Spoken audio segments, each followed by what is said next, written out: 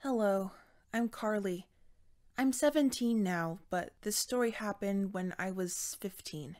I refused to talk and to eat to get rid of my abusive parents who were poisoning my life. My whole life, my parents were not nice.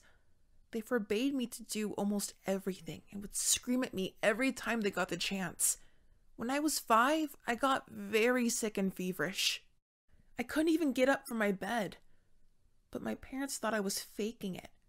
When they were taking me to the doctor by bus, I was crying, but they told me that I was embarrassing them and that if I didn't stop, they would take me back. So I had to hold back my tears all the way there. When I started school, they wouldn't let me out of my room because they expected me to study all the time and then sleep. On the weekends, my parents would go out and make me stay home and clean the entire house. If I would refuse, they would scream at me and confine me to my room, the same as during the week. They would never let me talk. I had to be as silent as possible. So by the time I was 15, I had no friends at all, simply because I was afraid to talk to anyone. My classmates and even my teachers hated me because they thought I was weird. When I wished happy birthday to Emily, one of the girls from our class, and gave her a necklace I made myself, she laughed at it and threw it in the trash because it was ugly. I took it out of the trash and they continued to laugh at me, calling me a hobo. When a teacher asked me something, I couldn't answer because I was too scared. But they thought I was stupid. Every time I tried to explain my situation at home, they would get angry at me because I was coming up with excuses. So I gave up. I stopped talking at all. No more talking because it made everything worse. I also hoped that maybe someone would notice it and it would help me somehow. Every time a teacher asked me something, I stayed silent. They would get angry but then just forget about it and move on. During breaks, I would sit alone, but people would come to me, trying to test my patience. One guy, Emmett, who would bully me a lot, would shout in my ear as loud as he could, trying to get a reaction from me. But I didn't do anything. Sometimes this guy would even come to my house and throw eggs at my window, or some stuff like that. He really hated me. Emily and her friends would ask me questions, and when I didn't respond, they would physically push me. One day, they were all chewing gum and spat them out in my hair. I noticed it only after a few hours of people laughing at me. I gave myself a very short haircut, and it looked extremely ugly. At some point, they all gave up on me and left me alone because I wasn't reacting. The last one who talked to me was Emmett. He told me, maybe if you stood up for yourself, you wouldn't be so pathetic. And finally, all this silence paid off. After numerous complaints, I was sent to the principal. He was asking me questions, but of course I didn't answer.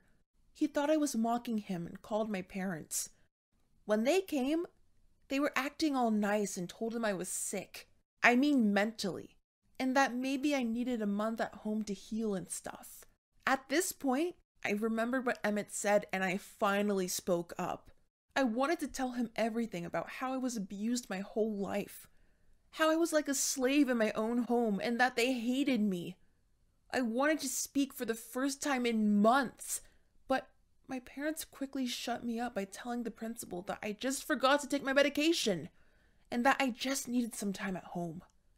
The principal didn't care and agreed to let me stay at home. I was devastated. Even when I said something, it didn't help. My parents were screaming at me the whole way home, saying how embarrassed they were to have such a useless and ugly daughter. But I wasn't responding. Before, they didn't even notice that I wasn't talking. But now it got on their nerves. At home, they continued to scream at me, demanding that I start talking. But I didn't. It was a protest and the best thing I could do to annoy them. My mom took my favorite childhood toy, a bunny. Even at 15, I was still sleeping with him. She took him by the head and said, "Talk." I didn't, so she ripped his head off and threw him out the window. I could sew pretty well, so I ran outside to get him back, but my dad blocked my way and then took me to my room. They locked my door, demanding that I start talking, and they took away my phone and my books. I was laying down in an empty room, and the only thing I could do was look out of my window. To not go crazy, I was silently having conversations with myself. I also refused to eat to prove my point. At some point, they put a sandwich into my room. I was ready to bite it, but then I put it back. I decided that I wasn't going to eat. I only drank water occasionally. My parents kept berating and pressuring me, and all I wanted was for them to leave me alone. And I couldn't wait to move out when I turned 18. I even wrote them a letter explaining this, but they refused, thinking I would break. But I knew that sooner or later I would win this and get what I wanted. After a week of this, someone threw a stone at my window. It was Emmett. He was holding a piece of cardboard with "creepy idiot" written on it, and he was smiling. But when he saw me in my state, his smile disappeared and he dropped the cardboard. We looked at each other for a minute, and then he ran away. After a few days, the police came to our house. I don't remember any of it because I was at my limit. I only remember a lot of screaming and weird sounds. I was put in the hospital where I was fed through a tube. Doctors, psychiatrists, and social workers were coming to me, asking me questions. And I finally started speaking and told them everything. It was nice, but I still felt alone. I didn't know what exactly had happened, but I found out soon. One nurse told me a boy, the one who told the police, was coming every day and asking about me. They kept telling him he could visit me, but he always refused. I knew it was Emmett. Sometimes he would bring me chocolate or something like that, or wait for hours at the hospital, but he would never come in to actually see me. After some time, I was put into a foster home for a while, and I was much better and healthier. At some point, I was informed that my parents were put in jail. And you know what? I smiled. I was happy. Maybe it was cruel, but they deserved it. And then things got even better. I was put into another foster home, but it was in another city. I texted Emmett that I was moving away and that I wanted him to visit me while we still had the chance. And he came. We were just chatting outside. He never looked at me in the eye and just stood there holding his hands in his pocket. I asked him why he did what he did, if he hated me. He tried to explain that he never actually hated me, but strangely, he could not finish his sentence and changed the subject. After 20 minutes of us talking, Emmett left. He kind of awkwardly shook my hand. While I was watching him walk away, I was thinking that I didn't want him to leave, and that I finally had at least one reason to stay in the city. But I had to leave.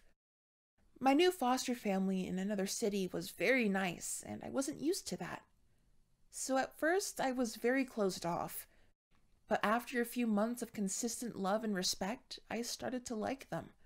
I was trying to hold in my emotions because I knew at some point I had to leave this family and move on. Then, one evening, they asked me to sit down for a serious talk. I was ready to be told that I had to move again, and tried to be unemotional, but then they asked me if I wanted to be adopted by them. I burst into tears for the first time in years. I said yes, and they hugged me. I kept in touch with Emmett. We were chatting almost every day, and I was telling him how happy I was and how grateful I was for him. And then one day, he said he would come to my city to visit me, and I was so happy to hear that. But when he came, he hit me with some terrible news. Both of us were shy, but happy to see each other. I started to realize that Emmett liked me, and I liked him. And he didn't just come to visit. He ran away from home because he was tired of his parents, who were as abusive as mine. And he wanted to start working, and then he wanted me to move in with him. He confessed his love to me, something he wasn't able to do for years. He asked me to run away with him, to ditch school and finally to start living like we wanted to. I I didn't know what to say. I finally had a loving family and friends, so I just shook my head. I asked him to try to finish school and then we could start a life together or something, but instead, Emmett just stood up and left. I was devastated because he disappeared from social media and I don't know where he is or what has happened to him. He probably felt betrayed by me. I will keep on studying and trying to get better so I can have a chance to lead a good life and help Emmett if he appears in my life again.